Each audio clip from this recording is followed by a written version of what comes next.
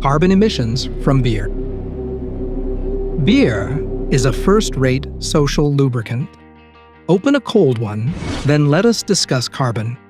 Indeed, beer, the most popular beverage worldwide after water, is not only frothy, but also very significantly contributes to carbon emissions. But how? Surely it's simply water, hops, barley, and yeast. Wrong. Your preferred brew has a carbon impact more than you would think. How then does the earth suffer from your chosen drink?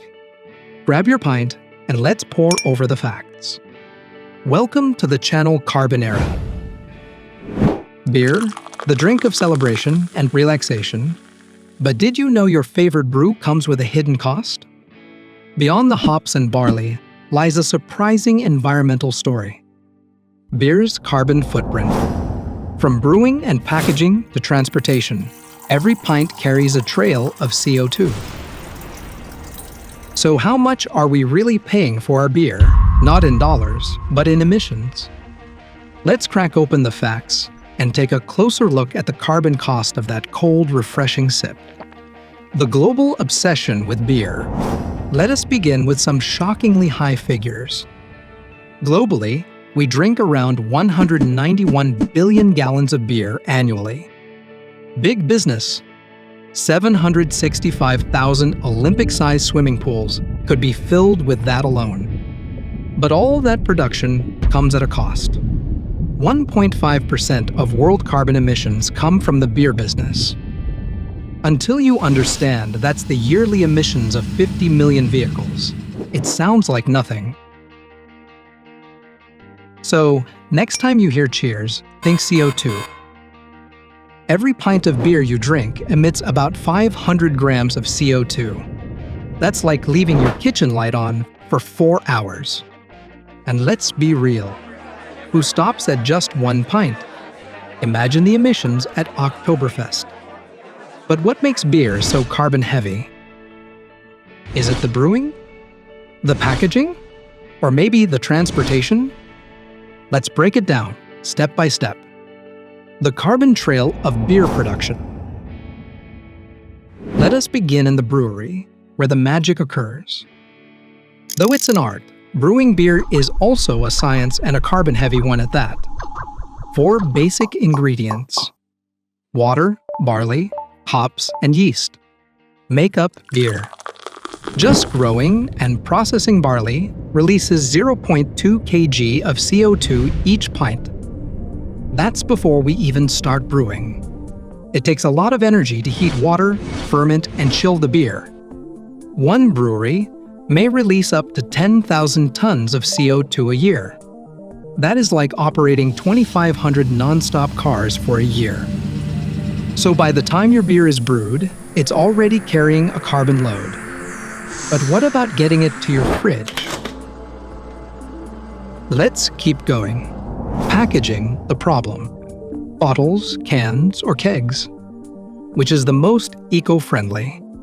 Spoiler, none of them are perfect. To manufacture glass bottles is heavy and energy-intensive. Before it is even full, one beer bottle has released 400 grams of CO2.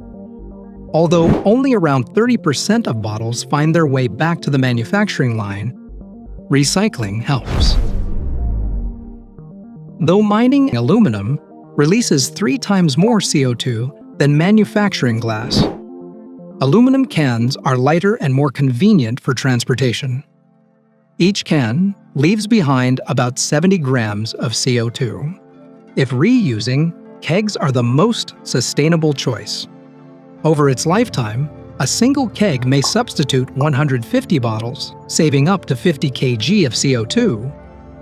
But transporting those kegs still adds emissions to the mix. Transportation. Beer doesn't just stay at the brewery. It travels, and that journey adds up. Beer is a global product, traveling thousands of miles by truck, ship, or aircraft. Imported beers emit an average of 250 grams of CO2 each mile. One beer cargo from Europe to the United States can emit as much CO2 as 50 round-trip flights. There is a carbon footprint, even with locally made beer. Beer trucks running from breweries to stores emit over 150 grams of CO2 every mile. So, is it better to drink local? Let's explore the carbon cost of drinking and disposing. Now, let's talk about what happens when you crack open that cold one. The emissions don't stop there. Chilling your beer in a fridge for a week emits 0.1 kg of CO2. Drinking it? That is guilt-free, except for the hangover. Methane, a gas 25 times worse than CO2, is produced when beer bottles and cans find their way into landfills. Every thrown six-pack adds almost 1 kg of CO2 to the environment. The twist is, though, the kind of beer you sip counts. A few beers are greener than others. Allow us to dissect it here. Carbon emissions by beer type. Not all beers are created equal when it comes to carbon emissions. Here's how different types stack up. Lagers are the most carbon-intensive, emitting around 700 grams of CO2 per liter. This is due to their longer fermentation and refrigeration needs. India Pale Ales, IPAs come in second, with emissions of about 600 grams per liter. Hops cultivation, which is crucial for IPAs, is particularly energy-intensive. Stouts and porters. Dark beers like stouts and porters are slightly better, emitting around 500 grams of CO2 per liter. They require less refrigeration but often use more ingredients. Sour beers, often aged in barrels and infused with fruit, emit around 650 grams of CO2 per liter. The extended fermentation process and additional ingredients like fruit increase their carbon footprint. But hey, it's the price of tart deliciousness.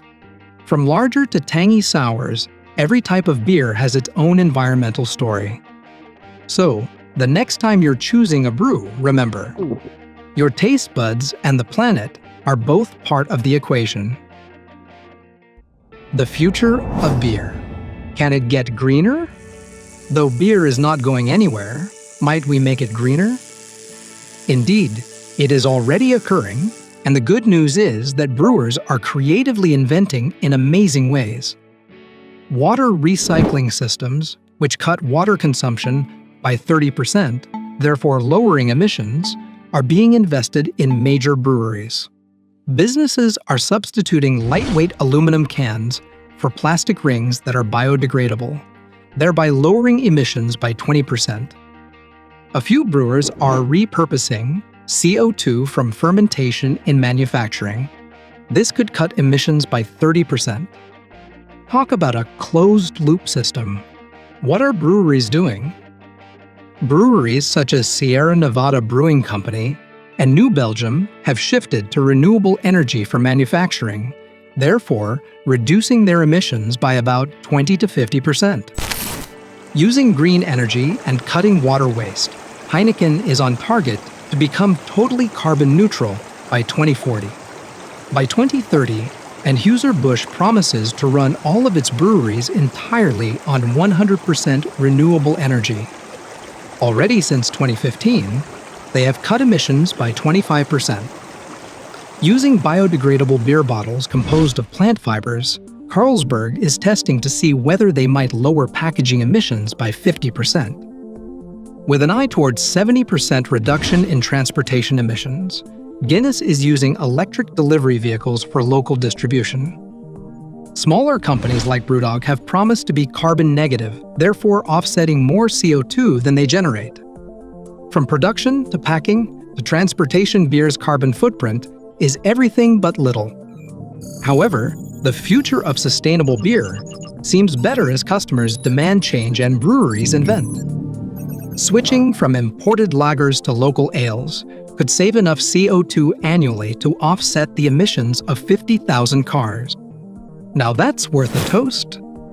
So, next time you raise your glass, think about the planet too.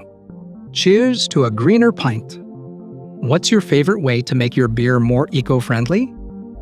Let's keep the conversation and the bubbles flowing. Thanks for watching. Don't forget to like, comment, and subscribe.